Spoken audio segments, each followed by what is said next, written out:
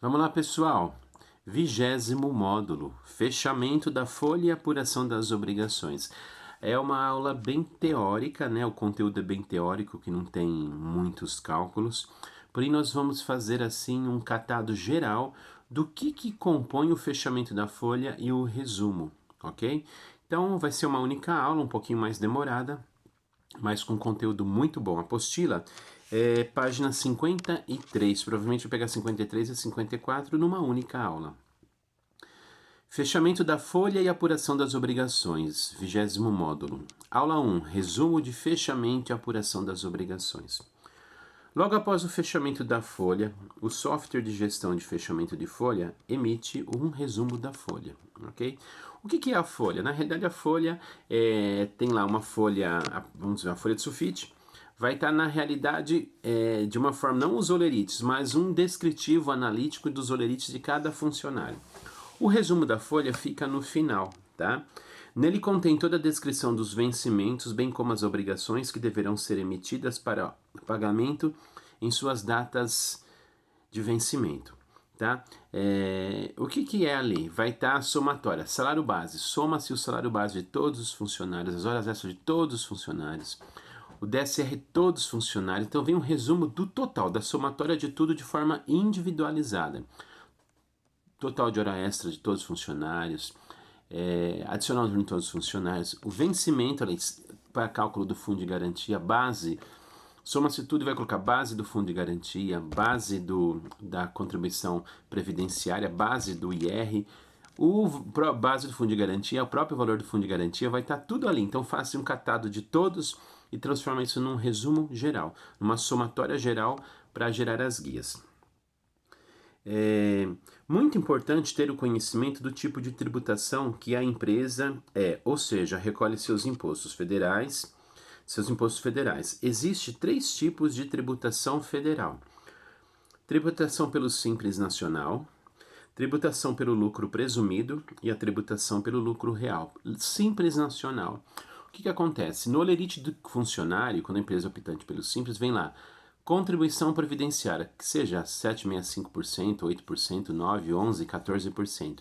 Tem um desconto que é feito do funcionário, tá? Então, quando a empresa é optante pelo Simples, soma-se todos os descontos de previdência de cada funcionário e gera-se uma única guia. Então, somou todos os descontos de todos os funcionários, deu lá R$1.000. Se a empresa repassou o valor de salário família, soma-se todos os salários famílias pagos e abate do valor dessa guia. Quando a empresa é pelo lucro presumido ou lucro real, é diferente. Além do que se recolhe da empresa, do funcionário, a empresa paga um percentual em cima sobre a base dos funcionários. Não teve aquele valor que foi calculado, o INSS do funcionário, que se chama base de cálculo para contribuição previdenciária. Soma-se tudo aquilo. Além do recolhimento do funcionário, a empresa normalmente ela paga 20% sobre o salário base, sobre o salário base não, sobre o salário contribuição do INSS. Da mesma forma, somou todos os salários de contribuição dos funcionários, tá? Quando é salário de contribuição, entra ali o salário base, a hora extra, adicional noturno, DSR, menos falta e atraso. É a mesma coisa. Soma-se essa base de todos os funcionários e aplica-se 20%, às vezes tem outros fatores previdenciários, então tem que observar o risco da empresa para calcular esse adicional. Então, quando a empresa é pelo lucro presumido, ela não só recolhe a parte que foi descontada do funcionário, ela também recolhe um percentual em cima da base de cálculo da folha de pagamento, onde estava lá para calcular a previdência social. No Simples, quando se faz o recolhimento mensal da guia federal, não do INSS, da guia de imposto sobre faturamento do Simples, vocês vão aprender isso no curso de escrita fiscal, tá bom? Não esqueçam, tá? Vão fazer o curso de escrita fiscal. Inicialização à escrita fiscal.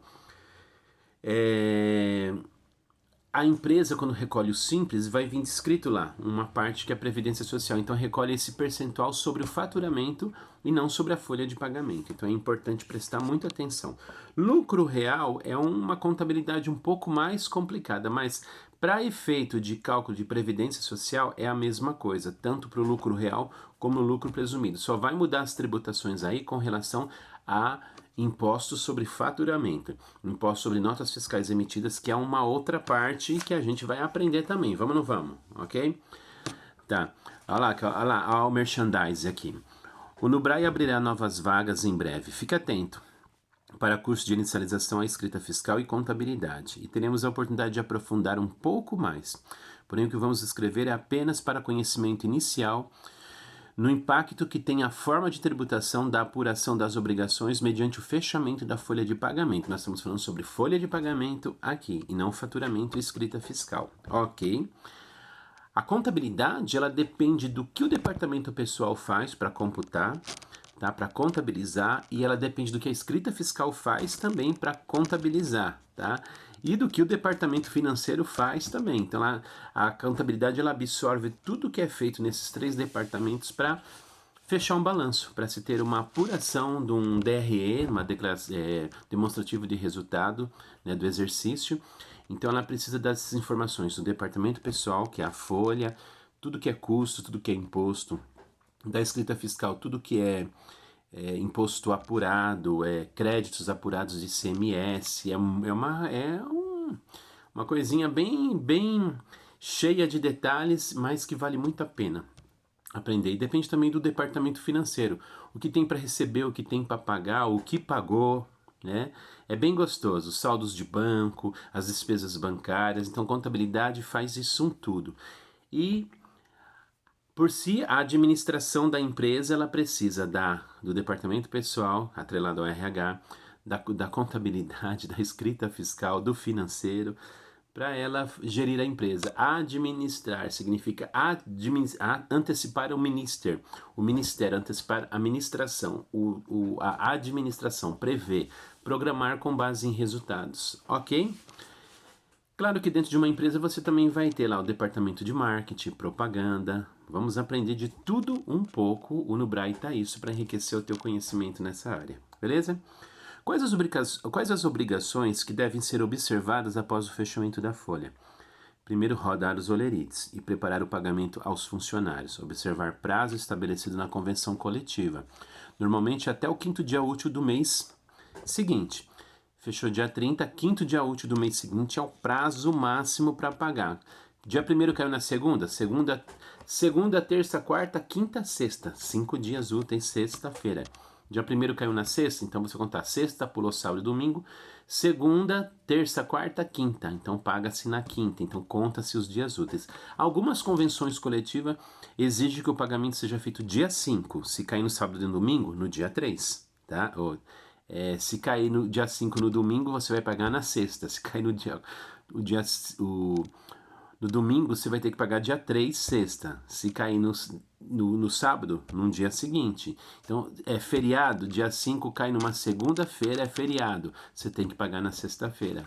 Normalmente, alguns sindicatos exigem isso, que seja antecipado, ok? Prestar muita atenção. Observar o resumo da folha e ver os impostos e obrigações destacadas como fundo de garantia. O fundo de garantia por tempo de serviço, este valor, conforme já estudamos, é de 8% sobre os valores dos vencimentos líquidos. A emissão da guia para recolhimento, bem como a emissão da relação de empregados, somente é possível através do download de um arquivo baixado junto à Caixa Econômica chamado de CFIP, ou Conectividade Social. Pode ser que modifique, tá? Porque eles estão atualizando tudo ultimamente, isso é muito bom. Somente com as novas regras do e-social que nós vamos aprender um pouquinho mais à frente. Que precisa ser verificado mensalmente com relação à atualização. Esse arquivo faz comunicação com o layout do software que executa o fechamento da folha, buscar orientação junto ao software, ao suporte do software, tá? Observa com o software como que funciona essa questão desse vínculo, esse layout que o software faz junto com a conectividade social. Você fechou a folha, puxa os arquivos para a conectividade social e ele já gera guia por lá. Então isso é algo que só vai aprender na prática, mas existe e é muito simples, ok? A guia de fundo de garantia é emitida com código de barras para pagamento e que mensalmente deve ser impressa junto à RE. O que é a RE? Relação de empregados. Ali consta a base individual de cálculo para cada empregado e o valor a ser depositado. Este valor é recolhido em guia única pela empresa, uma única guia, tá? Porém, a Caixa se encarrega após a comprovação do pagamento da mesma, que deve ser até o dia 7 do mês subsequente. Caiu no sábado, um dia antes. Caiu no sábado, domingo ou feriado, antecipa, tá? Caiu no domingo, sábado, domingo, sexta, ok? Caiu num feriado, um dia antes do feriado, se o dia 7 caiu no feriado, ok? Ao fechamento da folha, devendo ser antecipado em casos de cair em feriados ou fim de semana, tá? A Caixa, ela é a responsável, se encarrega após a comprovação do pagamento da mesma, de direcionar o valor individual de cada funcionário em sua conta junto à Caixa, conta do Fundo de Garantia, criada no ato do primeiro registro. O FGTS é uma obrigação a ser paga mensalmente, tá? Então, a empresa tem obrigação de pagar. A empresa que não paga fundo de garantia, que não está depositando, o funcionário pode entrar até com uma ação e pedir uma demissão indireta, porque não está recebendo o fundo de garantia, ok? Então é muito simples. Tem o software do sistema de fechamento, ele tem uma comunicação com o software da conectividade social. Já existe, os softwares já são desenvolvidos para ter essa comunicação com o software da Caixa e transfere os arquivos para essa conectividade social. É importante atualizar ela mensalmente. Ela mesma vai absorver esse conteúdo e vai gerar a guia para você pagar, e automaticamente esse mesmo software que você gerou, ele vai gerar uma relação de empregados, já vai ter o valor base de cada um e já vai transferir mediante pagamento o valor que cabe a cada empregado, os 8% de cada empregado, tá bom? Então o fundo de garantia ele é calculado, na folha aparece base de cálculo do fundo de garantia sobre todos os vencimentos. Quando falo vencimentos líquidos, vencimentos menos faltas e atrasos, ok? Então, isso é o vencimento líquido, ok? A contribuição previdenciária. No Lerite, é discriminado como INSS, Instituto Nacional do Seguro Social, tendo por base o resumo da folha. É fundamental se empreender a base de cálculo do INSS, montante, ou seja, somatória dos vencimentos líquidos de cada funcionário. O que é a somatória dos vencimentos líquidos de cada funcionário? Tudo que ele tinha direito a receber, menos ausências e atrasos, ok? Somatória de vencimentos a receber de cada funcionário. E o valor da contribuição dos funcionários, montante, ou seja, a somatória dos valores descontados em olerites de cada funcionário. Então, a empresa, se ela é simples, vai somar tudo que foi descontado de cada funcionário a título de INSS e vai fazer uma encarguia. Se é presumido o lucro real, vai fazer essa somatória do que foi descontado do funcionário e vai pegar o salário base para cálculo do INSS e vai aplicar lá o percentual, 20% mais, depende de cada um, mas é 20% da contribuição patronal, que cabe à empresa. Mas alguns têm SESI, SENAI, tem o fator previdenciário, então tem que observar a situação da empresa e saber quanto que é esse percentual, ok? É agora que temos que observar a forma de tributação. Se a empresa, regime de tributação da empresa for optante pelo Simples, vai recolher apenas a somatória dos valores do INSS que são descontados conforme o lerite. Mas se o regime de tributação da empresa for lucro presumido ou lucro real, além do recolhimento do montante dos valores descontados dos funcionários, também deverá recolher um percentual sobre o montante da base de cálculo do INSS, que são o patronal, 20% sobre o montante da base de cálculo para fins de INSS. Também é importante observar que algumas empresas, lucro real e presumida, são obrigadas a recolhimentos adicionais como percentual de riscos e outros valores a terceiros. Por isso, além de conhecer a forma de tributação da empresa, é importante ter em mãos esta informação de risco e contribuição, tá? Por quê? E contribuição e terceiros. Tem empresa que chega a recolher sobre a base 28,81. Então ela tem 5% de... Ela paga os 20% patronal, mais 5% de terceiros, mais 3% de fator previdenciário de riscos, mais 0,81% de contribuição. Tem N coisas de SAT, você tem que verificar qual que é o percentual que a empresa tem que recolher, tá? Então, para fazer a parte dela.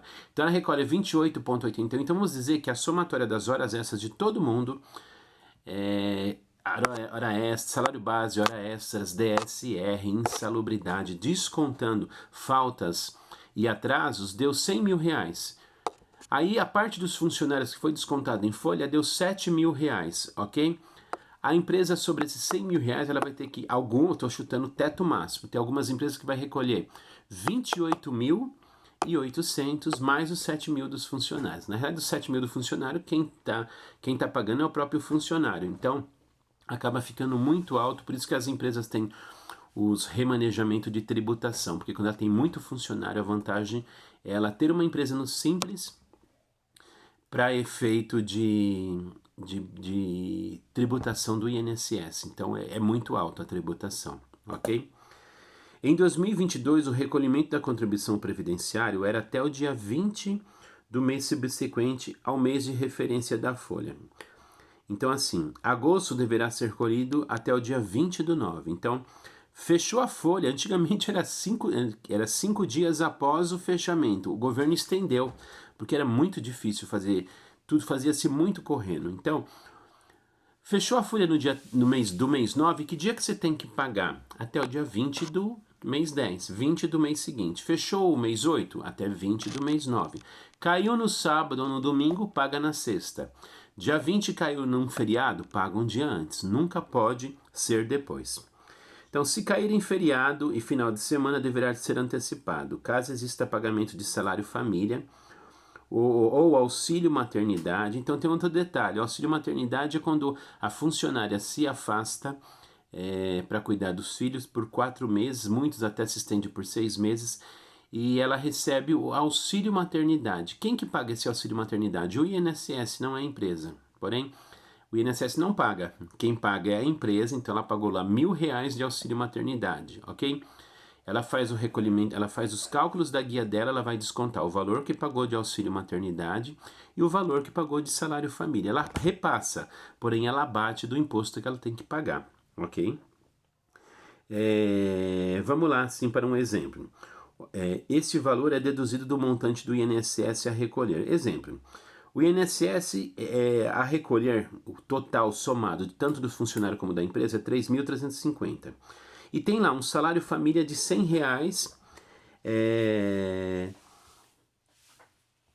de R$ 100. Então, quanto que vai ficar aqui? Ó? Eu tenho lá INSS 3.350, menos salário família, menos 1.250, é igual a 3.000. O que é esse 1.250 que eu coloquei aqui? É o salário maternidade, o auxílio maternidade, né? Então, 3.350 de INSS a recolher, menos 100 de salário família e menos o auxílio maternidade de 1.950, ficou 3.000 de INSS a recolher, visto que a empresa pagou, porém pagou o salário família, bem como pagou o auxílio maternidade, porém ela desconta, visto ser um auxílio que quem paga é o INSS, porém a empresa paga, porém deduz do que tem para pagar. Ela faz uma compensação, ela paga o auxílio maternidade, ela paga o auxílio, o salário família. Somos dois e tem lá para recolher 3.350, ela descontou 100 que ela pagou de auxílio maternidade, de salário família, e 1.250 que pagou de auxílio maternidade, ok? A DARF do IRRF, código 0561, é esse o código da DARF. DARF, Documento de Arrecadação da Receita Federal, tá? É o famoso imposto de renda. Quando o funcionário tiver desconto de imposto de renda retido na fonte IRRF, no Lerite, no resumo da folha de pagamento, virá a somatória de todos os funcionários. A empresa deverá emitir uma DARF, Documento de Arrecadação da Receita Federal, com o código de recolhimento 0561. Até o ano de 2022, a data de recolhimento era até o dia 20 do mês subsequente ao pagamento. Por que eu estou colocando isso? Pode ser que modifique. É o mesmo caso do INSS. É muito importante entender que, apesar de serem o mesmo código de recolhimento, o sistema vai emitir uma mesma data de recolhimento, tá? O sistema vai emitir uma DARF para cada tipo de situação, tá? Então, assim, dia 20 é o recolhimento também do INSS, ok? Mas não vai somar tudo e fazer uma única guia, se bem que vai para a mesma entidade que é o INSS e a Receita Federal, que são unificados. Então, vai ter uma guia do INSS para recolher dia 20, ok? Vai ter uma DARF do recolhimento para cada tipo de situação de IR. Então, vai ter uma DARF para recolhimento do IR sobre salários, tá? Com o mesmo código, 0561. Vai ter uma guia de recolhimento da DARF 0561 para IR sobre férias. Vai ter uma guia 0561 para recolhimento do IR sobre rescisão de contrato. Então, pode ser o mesmo código, mas quando se trata de terem operações, tributações diferenciadas que gerou guias. Então, é o mesmo imposto, é o mesmo código, é o mesmo vencimento. Vai ser rodado um separado para rescisão de contrato, IR sobre rescisão de contrato, um para IR sobre férias e um para salário normal, ok? Outras contribuições. Importante observar outras contribuições descontadas em holerite e que deverão ser pagas pela empresa por meio de documento específico, como contribuição sindical, associativa, confederativa. Na realidade, eles vêm o desconto também da assistência médica. Então, desconta a parte que é do funcionário e a empresa normalmente paga uma duplicata, né? um boleto do total, da parte dela como da parte do empregado, ok? Observação super importante. Todo o valor descontado do funcionário obrigatoriamente deve ser recolhido na data específica. A ausência do recolhimento pode ser caracterizado como apropriação indébita, principalmente no que diz respeito ao INSS, que é descontado na folha. O empregado, o patrão está passando por dificuldade, ele não tem dinheiro para recolher o INSS total. Faz uma guia à parte, paga, conversa com o contador, paga a parte, pelo menos, que foi descontada dos funcionários. Apesar do FGTS não ser descontado no holerite, e sim ser um benefício, né, previsto em lei, é um valor garantido por lei ao funcionário. Por isso, muito importante seu recolhimento em dia, evitando-se assim aborrecimentos com fiscalização do Ministério do Trabalho e sujeição a multas. O Ministério do Trabalho vem, tá, fazer uma visita indesejável, com certeza, na tua empresa, e ele percebe que você não está recolhendo fundo de garantia. A empresa pode ser multada por isso, ok?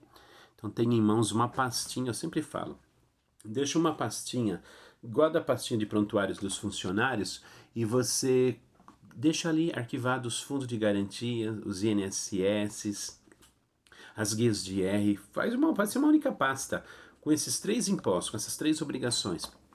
O fiscal veio, tá lá, ok? Bem simples, tá? Vai retomando a matéria, vai prestando atenção novamente que você vai entender. Se tiver dúvida, nós estamos aqui para esclarecer, tá bom? Forte abraço, parabéns pela conclusão desse 20º módulo, nós vamos para o 21º e faz o questionário, tá bom? Um abraço, parabéns, mais um degrau concluído.